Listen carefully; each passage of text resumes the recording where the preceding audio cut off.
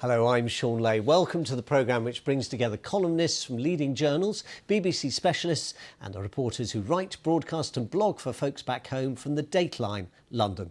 This week, Biden's back and Bibi's out. What changes will follow from a United States administration re-engaged on the world stage and an Israel led by its first new Prime Minister in more than a decade? To discuss that and more, I'm joined by Geoffrey Kaufman, who hails from Canada and anchored programmes there and in the United States. He's also served as a foreign correspondent in War and Peace. Russian-born Arkady Ostrovsky reports on the country of his birth, as well as the whole of Central and Eastern Europe for The Economist magazine. The BBC's chief international correspondent, Lise Doucette, also Canadian by birth, is with me here. Welcome to all. You're still Canadian. Still Canadian. There you go. By birth and by nationality, and a privileged guest here in London. We're very glad to have you, Lise. Thank you all very much for being with us.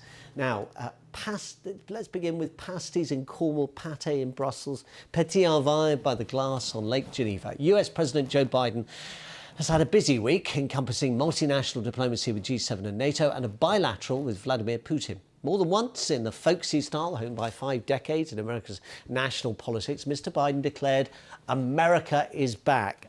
Geoffrey, it's a neat phrase. Some might even say it's a bit of a glib phrase. But America's back in what way and where?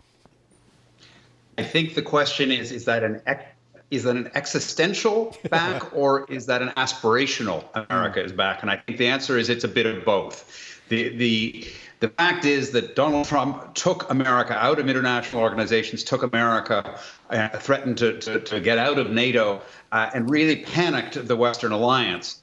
What Biden is saying is we are back in the Western alliance, we are back as a collective.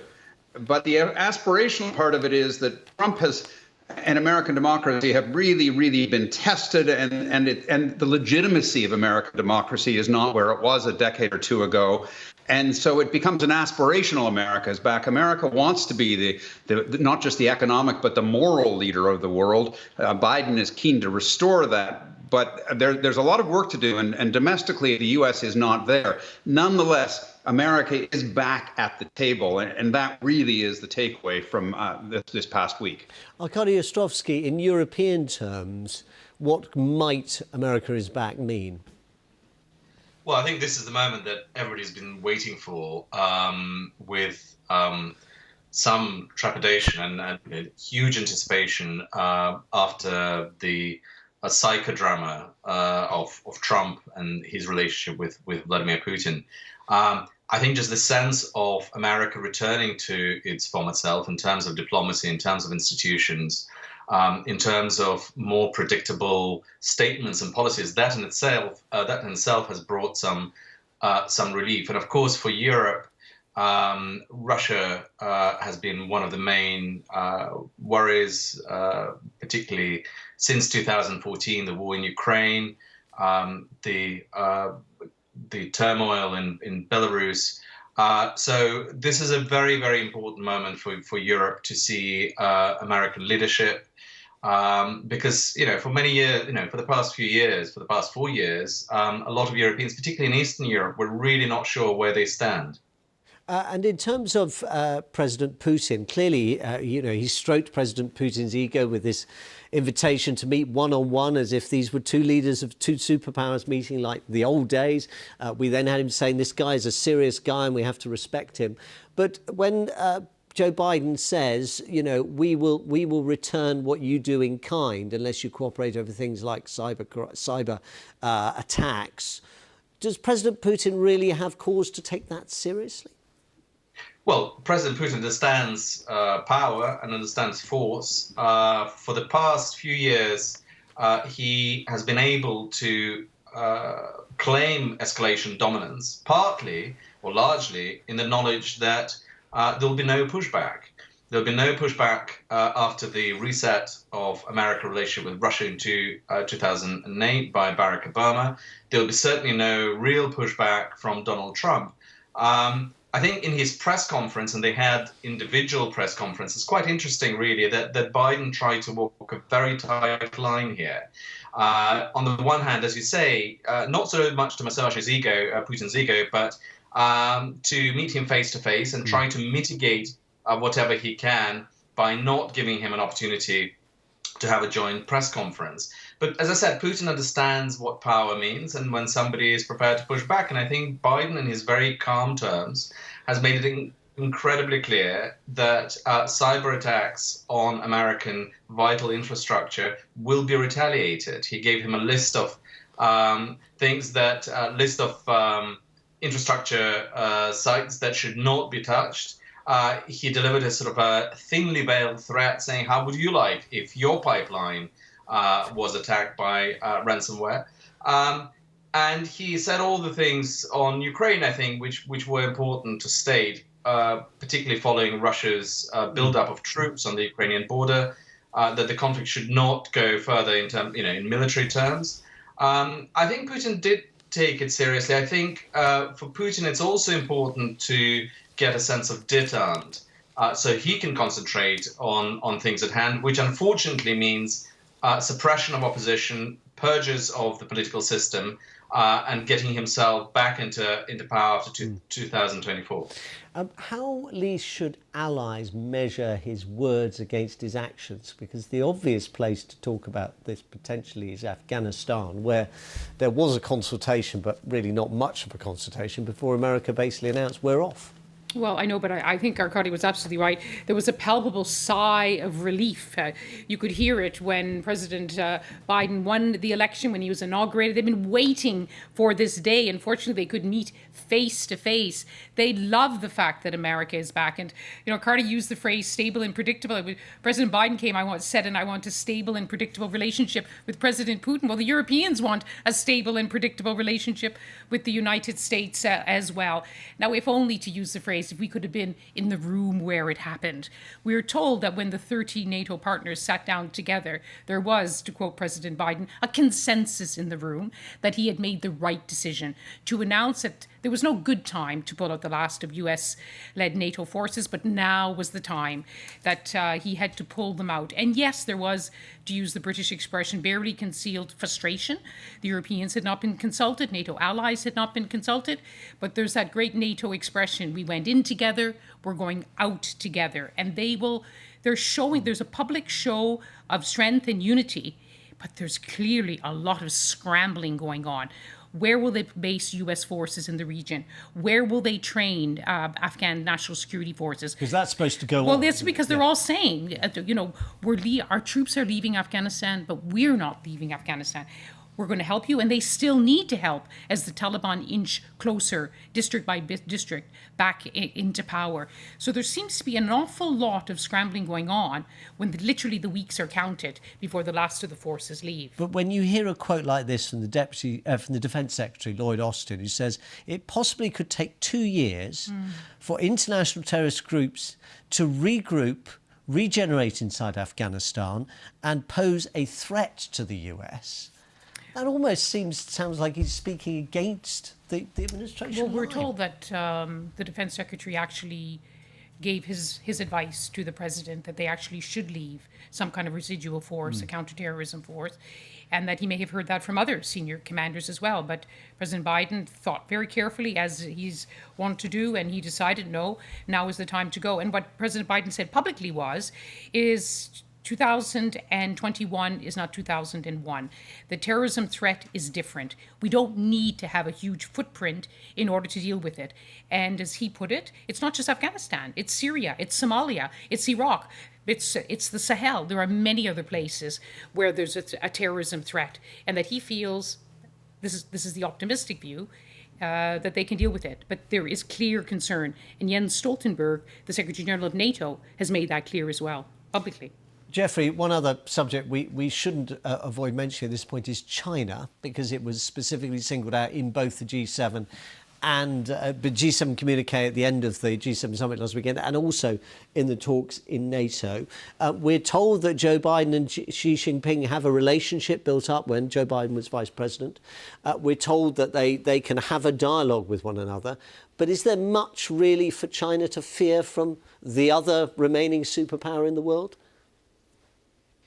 Listen, I think it's interesting that China is now so high in the agenda. If you look a few years ago, it was all about Russia, but clearly the balance of power in the world has changed.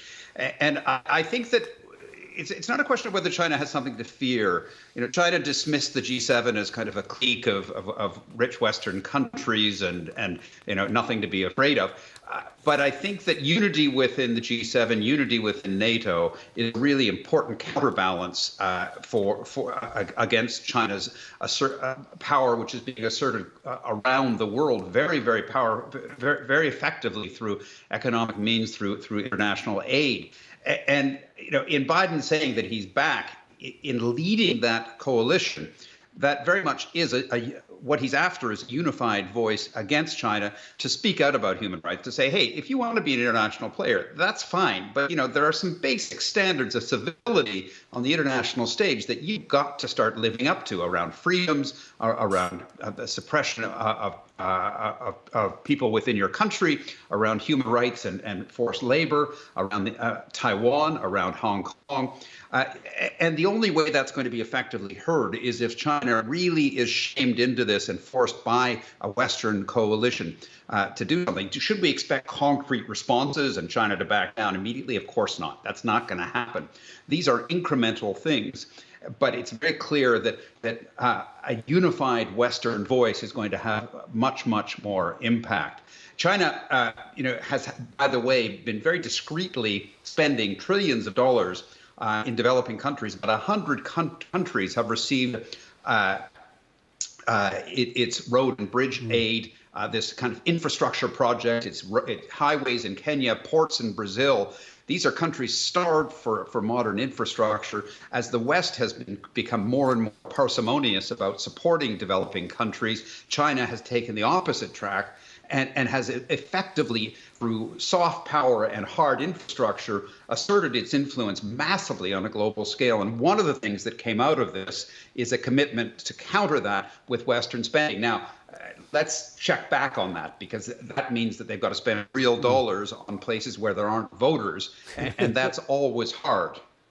Jeffrey, thank you very much. Now, it was an understandable error by Benjamin Netanyahu. Just after the vote during Sunday's special session of the Knesset approved the new government formed without him, the now ex-Prime Minister returned to his seat. A parliamentary seat he's first occupied 25 years before, almost to the day, in fact, and where this oft-described Israeli hawk had been entitled to perch for the last 12 years. Entitled no longer. His seat was that designated for the leader of the opposition. Lise, he seemed not quite able to believe it. Quite a lot of other people are not quite able to believe an Israel without Benjamin Netanyahu in charge. I mean, it's an extraordinary situation, and one that doesn't mean the government replaces him is going to be around very long, potentially either. Well, to use the phrase you start with, America is back. Bibi's just biding his time to say Bibi is back. And I don't think anyone can rule out Bibi. And he's already warning. Listen, I've been in opposition too, and he's already using every podium he can to talk about this dangerous left-wing government that he's going to try to bring down. It is even by the standards of the electoral politics, coalition politics of Israel, this is a very, very rickety one. It goes from the far right, the nationalist parties like Naftali Bennett's, to secular left-wing, very left-wing, and including an Islamist Arab party. You couldn't get more of a motley coalition. And what is the glue that holds them together? To get Benjamin Netanyahu out of power. And they did.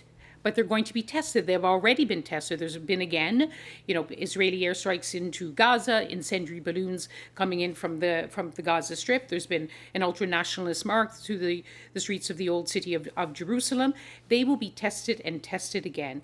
But I suppose because Benjamin Netanyahu will continue to make it clear that he's waiting in the wings, perhaps that is something that will hold them together. But I think everyone is already wondering, when will the next election be? I suppose one thing that might, Jeffrey, is Naftali Bennett and the sheer force of his personality, because he's quite an interesting political character himself, isn't he? Oh, it's fascinating. I mean, this is a really interesting story to watch, because Naftali Bennett has to be a contortionist to survive. He has this coalition in which he only has 7 seats in the Knesset, and yet he heads this coalition, and as Lee pointed out, of this disparate group, which in fact really covers the range of Israeli politics for perhaps the first time, from far hard right, his party, to centrist, to far left, and the Arab Islamist Party. And for him to hold this together, it is going to be extraordinary. The man is a tech millionaire. He's a former aide to Netanyahu, and so he's turned on his boss. He is against a two-state solution. He has said very clearly he does not support the traditional peace process that we've been watching lurch back and forth for the last number of decades. And yet he says he's a liberal on gay rights. He wants to break the union's hold on the Israeli economy. He picks and chooses what he believes in. But the important thing is that in his initial speech, he said, we have to talk together. We have to work together. It would be very interesting to see whether, one, he can hold that coalition, and two, he genuinely believes that. Arkady Ostrovsky, he had a very direct message, didn't he, in his opening address to the Knesset to Russia and the other permanent members of the Security Council and Germany negotiating with Iran at the moment. Don't sign a nuclear deal. What clout do you think he has in that context, given, of course, this weekend we're about to see a change of president in Iran? These are not real elections. As they themselves say, this is pretty much staged. Look, but the Iran, the idea of Iran coming back into a deal is very important, and it's clearly something that President Biden has thought through. The timing also was very interesting of Biden's Iran diplomacy, because it came before G7, it came before his meeting with Russia, with Russian President Vladimir Putin. I don't think that, of course, Prime Minister Bennett has to say what he's got to say. This is one of the lines of attack from Bibi. Look, Iran should rejoice now that we had this change of government. I mean, very sarcastic. And that Prime Minister Bennett won't be able to stand up to Biden. There are obviously huge interests on the U.S. side and everybody's side, I think, to probably to bring Iran back into a nuclear deal. One country that actually might listen to Israel more, interestingly, I think, is Russia. Not out of great love for Israel, though President Putin seemed to think that Israel is actually an example in how to stand for your own and how to take radical action, etc. But because actually Russia might not want a deal with for the US to have deal with Iran, because that will bring potentially Iran oil and gas back on stream. That will give much greater leverage to President Biden and the European powers over Russia, because if Iran gas and oil come back, that certainly reduces Russia's ability to blackmail Europe. And briefly, Arkady, if I may, how much is Russia interested in Israel? Because so many Russians actually moved to Israel after the collapse of the Soviet Union. There's quite a strong Eastern European diaspora in the modern Israel. That's right. I mean, and Russian is the second most spoken language in Israel. There is a huge diaspora. I think Russia is very interested in Israel. It has an easier relationship. I mean, historically, the Soviet Union was very much against Israel on the Hamas side. I mean, Russian leadership still meets Hamas in Moscow. But as somebody who likes to go after his opponents abroad and he's out, I think Putin has it's a mixture. Institutionally, the FSB, the former KGB, that pretty much runs the country now, has been very anti-Semitic. Putin himself is not. And as I said earlier, I think he has this sort of admiration for Israelis' audacity and ability to sort of hit out and look after its own people. And I think it's something that he does very much admire and appreciate. Lisa, last thought. Could this make any difference to the departure of Benjamin Netanyahu on the Palestinian side? No, they simply do not agree at all on anything to do with the Palestinian issue. They will try to work on domestic Israeli issues, which are really urgent. But Naftali Bennett has been on the record saying he opposes a Palestinian state. There are members of his coalition who are strong proponents still of the two-state solution. So that is not going to be an issue where we're expecting to see much progress. But I think the Palestinians will say, well, there hasn't been any progress on the Palestinian issue for God knows as far as long as they can remember. Lisa Doucette, thank you very much. Now, just time before we go, it's a chance for each of you to mark our cards about a story you think hasn't received enough attention. Arkady, let me start with you. Well, I think the story that hasn't, I mean, it receives attention sporadically when it breaks into the news for largely unfortunate, very unfortunate reasons, is Belarus. I mean, the idea that people are being tortured and suppressed in this way, the plane's been hijacked, as we know, the opponents have been snatched off the plane. Roman Protasevich and his Russian girlfriend, is really tragic that it's happening in Europe in the 21st century. But this story has also much wider importance for the world, not just for humanitarian reasons, although those should not be underestimated, but Belarus, that small European country that has been in the midst of tragedies of the 20th century, is really important today for how the relationship shapes out between the West and Russia. Everybody is watching that as a potential theater of action.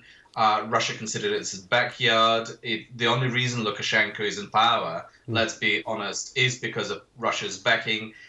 It's all the more important for America and for Europe to impose sanctions now on Lukashenko's regime, which will serve as a message to Russia. It's also in a way a message to it's a small country that everybody watches, including China, that has been a traditional backer of Lukashenko. A lot of things could be decided. A lot of decisions could be made. A lot of calculations made on the basis of what happens next in Belarus. I think it's the country we must watch very carefully, and we should lend whatever support we can give to very brave people who are in jail in terrible conditions. Okay, thank you. Jeffrey. I'm going to take a very different approach. I think a story that didn't receive enough attention didn't receive enough attention in its author's eyes, and that's Dominic Cummings' really devastating revelations about Health Secretary Matt Hancock here in the UK and Prime Minister Boris Johnson and their utter mismanagement of the COVID crisis early on a year ago, Johnson's own lack of confidence in Hancock. You know, in another era, there might have been resignations about this stuff, but it just shows you how accountability of politicians, people in public life, has changed in the last number of years. Like Donald Trump, it's acceptable that people just accept that Boris Johnson's kind of chaotic, kind of incompetent, and now he says his own health secretary is. And yet the story had no impact. It just kind of dissipated. So we move on. We do move on indeed to Lisa Doucette. The story about one of the very last corners of Syria, which is not controlled by President Assad's forces. The people living in that northwest corners, according to the UN, some 2.8 million people are being kept alive by a lifeline, which is a border crossing from Turkey. And that cross-border operation is at risk. It will expire July the 10th. President Biden said that he discussed it with President Putin at their meeting, but no decision was made, and President Putin did not confirm that Russia would not again veto that last border crossing. There used to be 4. It's now, because of a veto by China and Russia, it's down to 1. And so the fate of millions of people resides on that UN Security Council vote next month. Just bring you in, Arkady, on that, if I may, just briefly on Russia. Considerable continuing concern in Russia about what's happening in Syria, or has this conflict been parked? Oh, no, the conflict hasn't been parked. I think Russia will use whatever cards it's got. Look, the confrontation with the US hasn't ended. It's a bargaining chip in Putin's relationship with Biden. What Putin wants most of all, I mean, this meeting has been, which we began with, all about firming up red lines and clarifying rules of engagement. Now, for Putin, the most important thing is that Biden and America keeps out of Russian politics, which Russia sees as interference in its sort of conspiratorial mind, and keeps out of Russia's backyard in Ukraine and Belarus. In return for that, Syria is a very important bargaining chip that Russia thinks it can trade. It doesn't really care about Assad. It really doesn't care about rebuilding the state in Syria. It sees Syria purely in those transactional terms. Arkady Ostrovsky, Geoffrey Kaufman, Lise Doucette, thank you all very much. Thank you for your company. I hope you get to hear three little words this weekend. And I don't mean America is back. From all of us on the programme, goodbye.